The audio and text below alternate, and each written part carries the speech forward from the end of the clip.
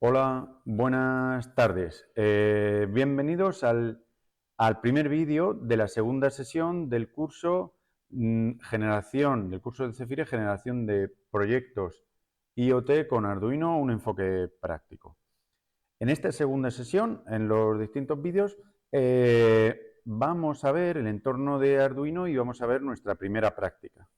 En este primer vídeo, pues vamos a acercarnos a la parte de hardware y concretamente, pues vamos a ver las funcionalidades de una placa de Arduino, cada una de sus partes, y lo vamos a hacer de manera que además vamos a ver cuáles son las novedades de la nueva placa de Arduino en su versión R4, de la nueva placa de Arduino 1, la Release 4, y la vamos a ir comprándola respecto a su predecesora, para así ver cuáles son las partes de Arduino, la funcionalidad que tiene y además las mejoras de la nueva placa.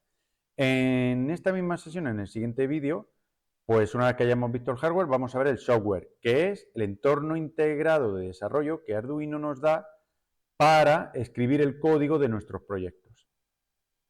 Ambas soluciones, tanto el hardware como el software, son open source, GNL, licencia pública general.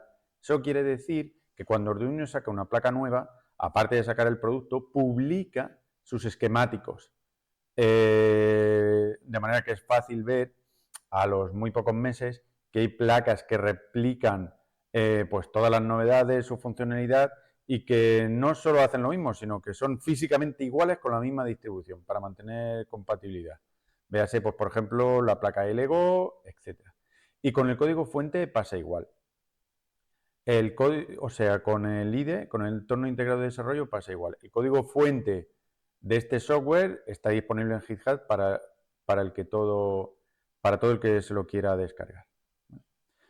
Bueno, pues la placa de Arduino es una placa de desarrollo que en definitiva me permite tener una serie de pines de salida y pines de entrada, ¿vale? ¿Eso qué quiere decir? Estos pines son sitios por los que meto señales analógicas de sensores que van a medir magnitudes físicas, pues por ejemplo un sensor de temperatura y humedad, un sensor que detecta presencia, un sensor que mide parámetros de calidad del aire, un sensor que mide corriente eléctrica, es decir, magnitudes físicas de la naturaleza. Luego, le voy a meter a través del software que yo desarrollo y que lo cargo en el microcontrolador, le voy a meter una serie de lógica, de inteligencia. Pues, por ejemplo, si aquí en las entradas analógicas he conectado un sensor de temperatura y de humedad y yo le digo, mira, cuando detectes temperaturas por encima de tantos grados o humedades por debajo de este porcentaje, activas mi motor para que se riegue mi invernadero. Pues esa lógica está en el microcontrolador y ese activas el motor, eso es un actuador que conecto aquí, a esta señal digital, de manera que una entrada analógica de un sensor, a partir de una lógica de negocio, va a activar un actuador, que están aquí, en las salidas digitales, de los pines digitales. Sensores, entradas analógicas. Proceso inteligencia, aplico lógica de negocio y genero salidas en actuadores. Al fin y al cabo, y a grandes rasgos y resumiendo mucho, de esto es lo que nos permite las placas de Arduino. Podemos ir más allá, pero vamos a empezar por el principio. Bueno, ¿de qué parte se compone? Por supuesto, el hardware de Arduino no se reduce solo a las placas de Arduino 1. Arduino 1 es una de las placas más populares de Arduino, pero hay muchos modelos de placas de Arduino. Si nos vamos al software, podemos ver aquí rápidamente un listado de placas que sí que son de Arduino y hay muchos. Está el modelo 1, pero también está el modelo June, el modelo Leonardo, el modelo Nano, muchos más. Y además, no solo se puede programar en el IDE de Arduino sobre placas de Arduino, sino que es compatible con un montón. Simplemente, como veremos en el siguiente vídeo de esta misma sesión, nos tendremos que ir aquí al gestor de tarjetas, buscar qué placa compatible es sobre la que vamos a programar. Véase un ESP8266, un ESP32, ya me habéis comentado alguno por el foro de Aules que vais a hacer el curso pues con la Node MCU V3. En fin, tiene compatibilidad con muchísimas placas, ¿vale? Compatibilidad hardware con muchas placas. De hecho, es uno de los secretos por lo que está tan extendido el uso de Arduino, ¿vale? Muy bien, pues como os he comentado, vamos a ver las partes de la placa y vamos a ver en qué hemos ganado con esta nueva versión de la placa Arduino 1. ¿Vale? La nueva versión Arduino 1 va por la release 4, ¿de acuerdo? Es la cuarta versión y ha sacado en este caso dos sabores. Arduino 1 R4 Wi-Fi y Arduino 1 R4 mínima. Está mínima, el sabor mínima y el sabor Wi-Fi. Es la misma placa, con la diferencia de que la Wi-Fi, Arduino 1 R4 Wi-Fi, tiene conectividad inalámbrica, tanto por Wi-Fi como Bluetooth. Y esta matriz de LED de 12x8. Por todo lo demás es igual. Por eso, vamos, yo pienso que el nombre de mínima en castellano es un poco desafortunado porque realmente es una placa muy potente. Vamos a ir viendo algunos de sus componentes más importantes. Primero, empezaría por el más importante, que es el microcontrolador. Y aquí ha habido un salto importante. El microcontrolador es el corazón de la placa. Ya no tenemos un circuito integrado como en su predecesor, que recordaba la tecnología THT. Aquí tenemos un chip con tecnología SMD. ¿Vale? En la documentación os he dejado una comparativa, donde podemos ver cuáles son sus características y en qué ha mejorado su predecesor.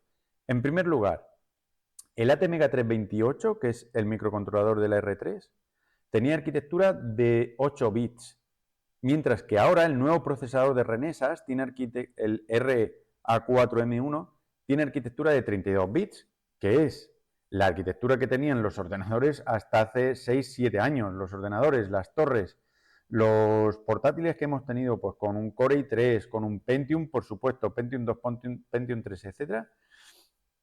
Esa arquitectura es la que ahora tiene este muy pequeño procesador de esta placa de desarrollo. Por supuesto, la velocidad la ha triplicado. Hemos pasado de 16 MHz ahora a 48. En cuanto a memoria, el salto también ha sido muy grande, de 2 KB a 32. Y en memoria flash hemos pasado de 32 KB a 256 KB. ¿Vale?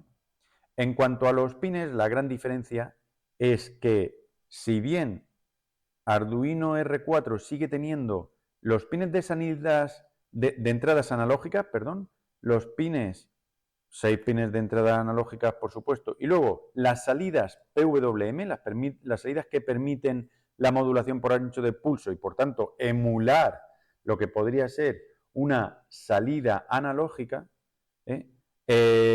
como estos pines están direccionados con 8 bits, me permiten 256 valores distintos. Y esto se quedaba corto para algunos proyectos que necesitan más definición en la salida analógica, por ejemplo, los de sonido. Entonces, Arduino se ha dado cuenta de esto y ha añadido una salida analógica que hasta ahora no tenía.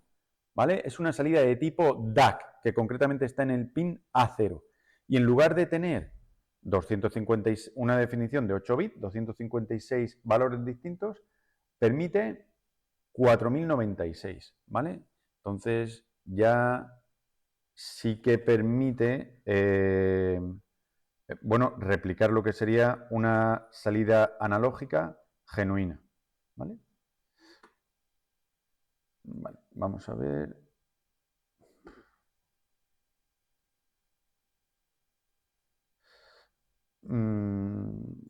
Vale.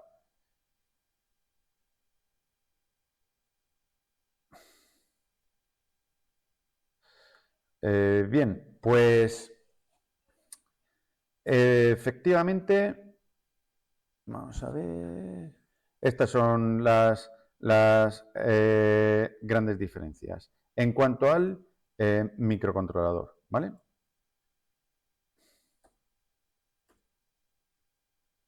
Bien, pues más allá del microcontrolador, del nuevo microcontrolador de Renesas, otra diferencia que tienen cualquiera de las dos placas de Arduino R4 es el conector. Hasta ahora teníamos un conector USB de tipo B, muy poco compatible y un poquito más lento. Ahora tenemos un conector de tipo, o sea, USB tipo C, ¿vale? Es decir, antes teníamos un conector como este, un cablecito como este, USB de tipo A que iba al ordenador y uno USB tipo B, porque el conector que tenía la placa era de este tipo, que yo pues, no lo suelo usar más allá de las impresoras. Pues ahora este conector se ha suprimido y tenemos un USB tipo C, que es mucho más rápido, siguiente generación, y además más compatible, porque es el que tienen los teléfonos móviles y la mayoría de dispositivos, incluso sensores que compramos, etcétera. Bueno, pues otra novedad en el hardware es este conector de tipo Quick. Este conector se llama Quick, ¿vale? Y nos sirve para alimentar, primero para tener compatibilidad con proyectos Adafruit y segundo para alimentar dispositivos I2C, como por ejemplo las pantallas LCD, ¿vale? Las pantallas LCD, si no son I2C, pues son más complicadas de conectar porque tenemos que conectar los 16 pines de la pantalla. Sin embargo, si esta pantalla LCD o cualquier otro tipo de dispositivo tiene un modulito I2C, en lugar de tener que conectar 16 cables, solo es necesario conectar dos. El de tierra, el de alimentación y luego la señal de reloj, que es el SCL, y la señal de datos, que es SDA. SDA, ¿de acuerdo?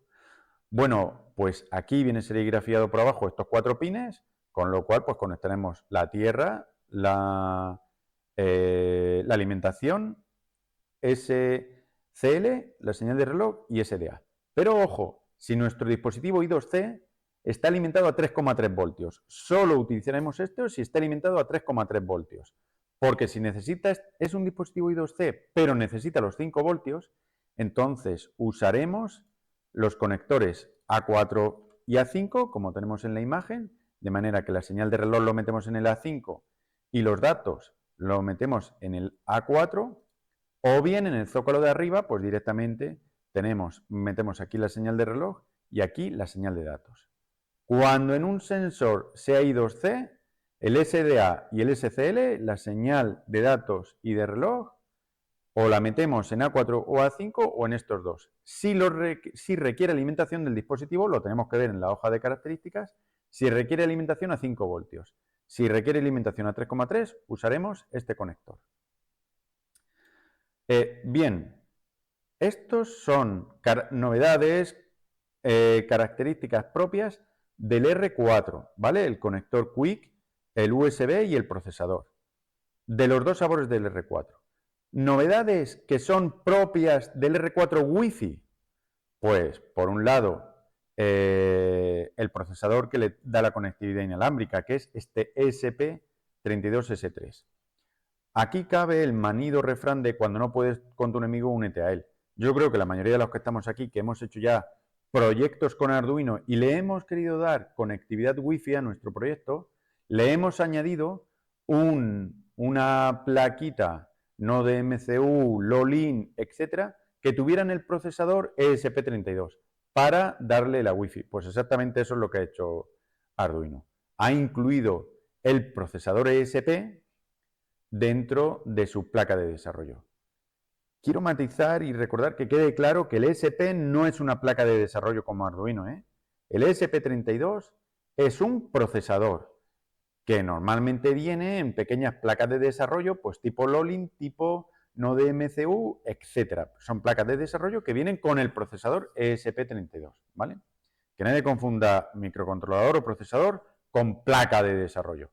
El procesador no tiene pines de entrada, de salida, interfaz GPIO, ni nada de eso, ¿vale? Bueno, pues con este procesador ESP32 le da la conectividad Wi-Fi. Es importante decir que este procesador es bastante más potente que el procesador, que el propio microcontrolador de la placa, ¿vale? Porque si aquí hemos dicho que ganamos, porque hemos triplicado la velocidad con un reloj de cuarzo de 48 MHz, pues la velocidad de este procesador es de 240 MHz. 240 MHz. Y además tiene una memoria de medio mega, 512 kilobytes de memoria SRAM, mientras que la RAM de aquí era de 32. kilobytes, ¿vale? O sea que este procesador, que a priori solo tiene la función de darle conectividad Wi-Fi, pues tiene una velocidad de procesamiento y unas capacidades de procesamiento más avanzadas que el propio microcontrolador de Renesas. Otra de las novedades es esta matriz de LEDs, ¿vale? Esta matriz de LED de 12x8 LEDs es muy útil no solo para ciclos formativos de FP, de formación profesional, sino también en asignaturas que sean de tipo STEM, ¿vale? Pues en tecnología, matemáticas, ciencias, en informática, etcétera. Y pues tienen mucha compatibilidad con proyectos de tipo MBOT o Microbit. ¿Vale? Bien, pues otro conector importante de la placa es este, que se le llama J2, ¿de acuerdo? Este conector es el que en versiones anteriores se utilizaba para programar directamente sobre el microcontrolador, ¿vale? Este conector J2 es el que tiene pues, los pines SPI 0, el MISO, el MOSI y el SSK. Esto es para, como digo, para programar directamente sobre el microcontrolador. Esto es para satisfacer el apetito de los frikis, muy frikis, ¿vale? Pero nosotros no vamos a usar este conector en el curso, nosotros vamos a programar, como todo hijo de vecino, directamente sobre el conector USB de tipo C. ¿De acuerdo? Además, esto tiene un peligro y es que la nueva placa ya no va por el puerto, por el protocolo del puerto SPI. Ahora el procesador va por puerto serial wire, ¿vale? Entonces, pues ojo con intentar programar por aquí. Muy bien. Por supuesto, esto no es una novedad, la placa tiene aquí un LED de pruebas, que aunque no sepamos el número, tenemos que saber que tiene preconfigurado una variable que es el LED built-in, lo utilizaremos en las prácticas. Y sobre todo cuando estamos empezando es bastante útil, porque si queremos usar cualquier programa de los que vienen de prueba precargados en Arduino, con el típico parpadeo, pues para probar la conectividad entre la placa y el equipo, a ver si han funcionado los drivers, si se han abierto los puertos, si me reconoce el puerto COM, pues esto es bastante útil. Y está el LED está justo debajo del pin del zócalo de arriba de GND y a la derecha del conector que se utiliza para programar sobre el procesador el ESP32. ¿Vale? Muy bien, pues ya vamos a pasar al pinout, ¿vale? Y empezamos por el primer zócalo, el más grande, que son los pines digitales, ¿vale? Como vemos arriba, hay 14 pines digitales, numerados del 0 al 13. ¿Esto quiere decir que la placa tiene 14 pines digitales solamente? Pues no, tiene 20, porque si se nos quedaran estos cortos, podemos usar como pines digitales estos 6, que entonces no estarían numerados de A0 a A5, estarían numerados de 14 a 19. Y por tanto, entre los 14 de arriba y los 6 de abajo tendremos 20 pines digitales. De estos 20 pines digitales, a ver, los pines digitales se utilizan para lo que decía antes. Una vez que metemos señales analógicas a través de un sensor, de una SIEL, vamos a conectar actuadores para que hagan cosas. ¿Cuándo? ¿O en qué medida? Pues en función de la lógica que yo haya cargado con mi programa, ¿vale? Pero estas salidas son salidas analógicas y por tanto solo aceptan dos valores, o 0 o 1, o alto o bajo, o verdadero o falso, ¿vale? Entonces, en estos 14 pines hay 6 que me permiten que los utilice, en lugar de como salidas digitales, como salidas analógicas. Son los pines que se llaman PWM, que son los pines que me permiten hacer la modulación por ancho de pulsos. Estos pines son, en esta placa, los pines 3, 5, 6, 9, 10 y 11. Y los reconoceremos porque son los pines que tienen la virgulilla, ¿vale? El símbolo este que se escribe con Alt, alternativa gráfica 126, o vamos, el símbolo de la ola que está encima de la ñ, pero que concretamente se llama virgulilla, ¿de acuerdo? ¿Qué son los pines PWM o que me permiten hacer la modulación por ancho de pulsos, y que podría simular hasta cierto sentido una salida analógica. Bueno, pues lo he puesto en la documentación. Estos pines, que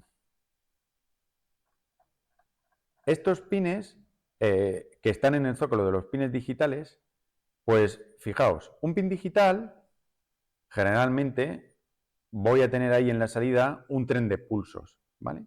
Que puede ser o no cuadrados.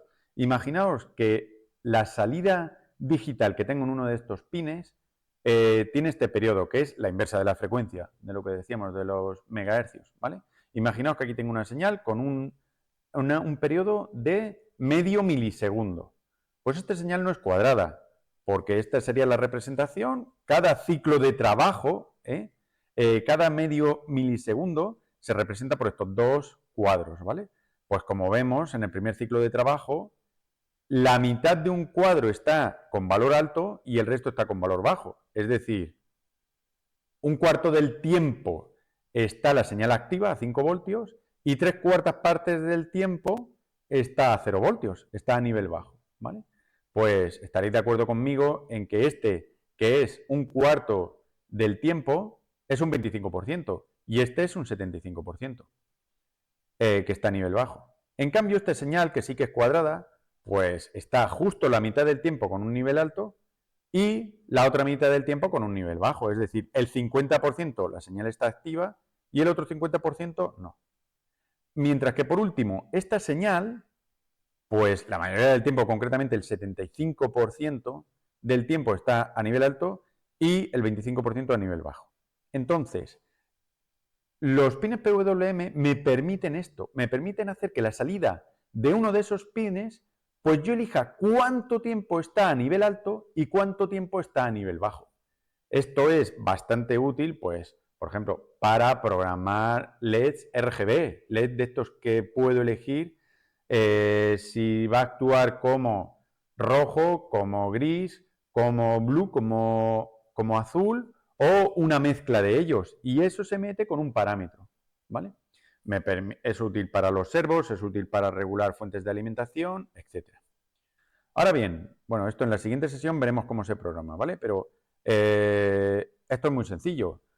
Para programar un pin de salida de manera que utilice como PWM, pues se utiliza la instrucción analog write, es decir, escribir un valor analógico en este pin digital.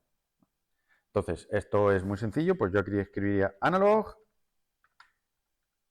write. Analog write. Y entonces dos parámetros. El primero es muy sencillo porque es el pin. Y aquí le estaría diciendo, oye, escríbeme un valor analógico en el pin 6. Vale. ¿Y qué le pongo? Un 25%, que es actívalo muy poco tiempo del ciclo de trabajo, un 25%, o un 100% o un 75%. Claro, yo esto no lo puedo hacer porque no se programan los pines por porcentaje y además porque si lo hiciera así, solo tendría 100 posibles valores distintos. Sin embargo, esto se direcciona con 8 bits y por tanto me permite un poquito más de precisión porque son 256 valores distintos. Bueno, pues para eso está la tabla que os he puesto abajo, ¿vale? Si yo quiero darle un 25% de voltaje alto en el ciclo de trabajo, en lugar de meterle 25, le meto un parámetro que es el 63. Si quiero un 50, pues le meto un parámetro que es el 127. Y si quiero un 100, pues le meteré un parámetro que es 255. Esto, traducido en colores, por ejemplo, pues probablemente un 76 resulte que sea la mezcla de un 25% de red, un 75% de green y un 0% de azul, ¿vale? Para que me dé pues un color, elemento amarillo, ¿vale? Bueno, pues para todas estas cosas, para generar señales analógicas, están los pines PWM. Bien, imaginaos que yo pongo un analog write del pin 6 pues a 63. ¿Qué obtengo? Pues obtengo, como es el 63 y es el 25%, pues quiere decir que el 25% del tiempo del ciclo de trabajo de esta señal va a estar en voltaje alto y el resto en voltaje bajo. ¿Eso quiere decir que se activa a 1,25 voltios? No, no, no. Solo se activa o a 5 voltios o a 0. Pero claro, la media ponderada del tiempo que ha estado a 0 voltios y el tiempo que ha estado a 5 es 1,25. De la misma manera, si yo le digo analog write en lugar 25% y que por tanto sería 67, pues yo le digo analog write con un segundo parámetro del 127. Le estoy diciendo, en el pin 6 me metes un 50% del ciclo de trabajo. ¿Un 50% quiere decir que le estoy metiendo 2,5 voltios? No. Le estoy diciendo que trabaje la mitad del tiempo a 5 y la mitad del tiempo a 0.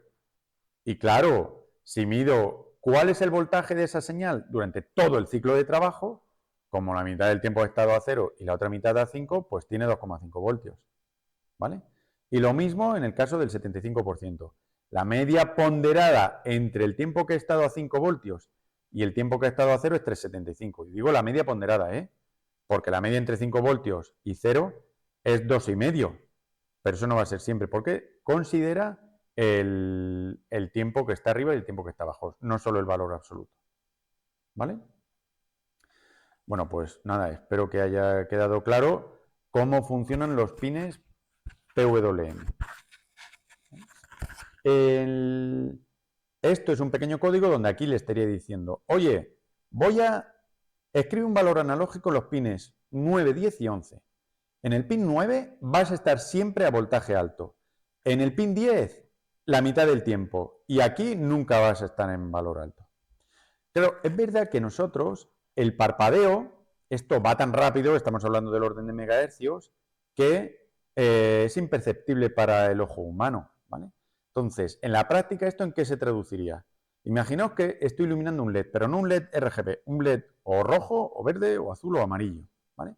Si yo le meto un parámetro 255, que es siempre a 5 voltios, Lo tenemos LED al máximo de su parece que potencia. ilumina muchísimo. Pero ¿y qué pasará si lo encendemos Sin solo embargo, medio segundo? si le meto Creo que ya veis por un ciclo de trabajo, el parámetro analog write 6, aquí por el pin 6, de 127, que es el 50%. dónde voy. La El potencia del parpadeo, el componente ojo es... humano no lo va a ver, pero esto va tan rápido que como la mitad del tiempo está apagado y la otra mitad está encendido, parece como que este iluminara con cierta atenuación, como si estuviera alimentado con un voltaje más bajo, que en la práctica, a efectos prácticos, parece eso, ¿vale? Está iluminando menos, porque tiene en cada ciclo de trabajo una media de 2 voltios y medio, que en realidad no es así, porque tiene o 5 voltios o 0.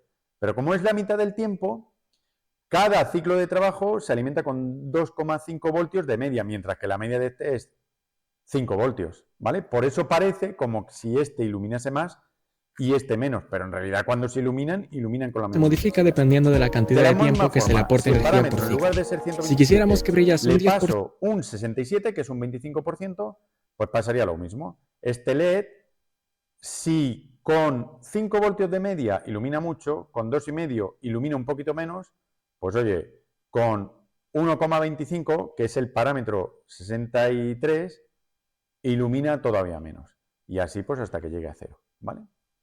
¿Se ha entendido en qué consiste la modulación por ancho de pulsos? Si no se ha entendido, me lo podéis decir, me lo podéis comentar, sobre todo en las tutorías, que lo explicaré cuantas veces haga falta y si es necesario hago yo el programa, conecto la cámara y lo vemos, ¿vale? Muy bien, pues entonces seguimos.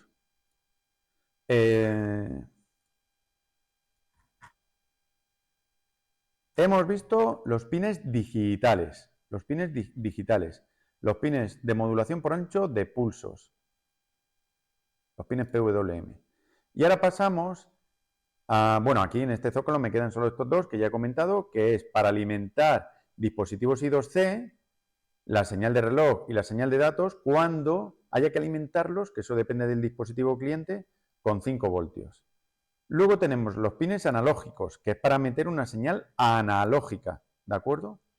de estos pines analógicos que van del A0 al A5, el A4 y el A5 se pueden usar indistintamente como el SCL y el SDA para alimentar dispositivos I2C que vayan a 5 voltios. Si van a 3,3, utilizamos el Quick, el conector Quick. Y luego, novedad, está el A0, que además de usarse como entrada analógica, se puede usar como salida analógica. Y esto no lo tenían las placas predecesoras. Esto está direccionado, este pin, con 12 bits y por tanto podemos tener resoluciones de hasta 4096 valores distintos, que es súper útil para hacer proyectos, por ejemplo, vinculados a sonido y tener mejor definición. Luego tenemos los pines de power, de alimentación, donde tenemos 2 pines de tierra, tenemos 2 pines de 5 voltios y de 3,3. Aquí conectaremos los sensores, los CIELs, los componentes, pues si van alimentados a 5 voltios aquí y si van alimentados a 3,3 aquí. La alimentación a uno de estos dos y la tierra aquí. Luego el pin VIN es para alimentar la placa si no lo tengo conectado al ordenador. Si lo tengo conectado al ordenador, aparte de transmitir datos, estoy alimentando la placa. Pero claro, yo solo conecto la placa a mi ordenador cuando quiero subir el programa que estoy desarrollando, ¿vale? Cuando quiero subir mi programa, pero una vez que el programa ya funciona y lo tengo subido, pues yo lo que hago es conectar una pila, típica pila de 9 voltios con el adaptador que os aparecía en el listado del material de la presentación, y el adaptador me saca 2 cables, el negro y el rojo. Bueno, pues el negro me lo llevo a tierra y el rojo me lo llevo al VIN y ya tengo alimentación en la placa y convierto en mi plaquita en totalmente portable, ¿vale? Luego está el pin de reset. ¿Qué hace el pin de reset? Resetear la placa, pero no es ponerlo a sus valores de fábrica o borrar el programa ni nada. No, no, no, no. Se refiere a el programa que tengo cargado, reiniciarlo. Por ejemplo, imagino que tengo un programa cargado que hace lo siguiente: cada 60 segundos enciende un LED. Y voy y alimento el reset cuando en la cuenta está en el segundo 58. Pues al resetearlo lo que hago es ese mismo programa reiniciarlo. Entonces va a tardar 1 minuto en lugar de 2 en encender el LED. El pin IOREF, si yo alimento este pin, lo que estoy haciendo es meter un valor alto en cualquiera de los pines, en todos los pines digitales. Estaría metiendo una señal de 1. ¿Vale? Bien, luego tengo el conector que sirve para programar directamente sobre el procesador de la ESP32. ¿Vale? Esto hay que tener cuidado con esto. ¿Por qué? Porque, como pongo en el manual, el ESP32 viene con un firmware dedicado. ¿Y qué hace este firmware? Bueno, pues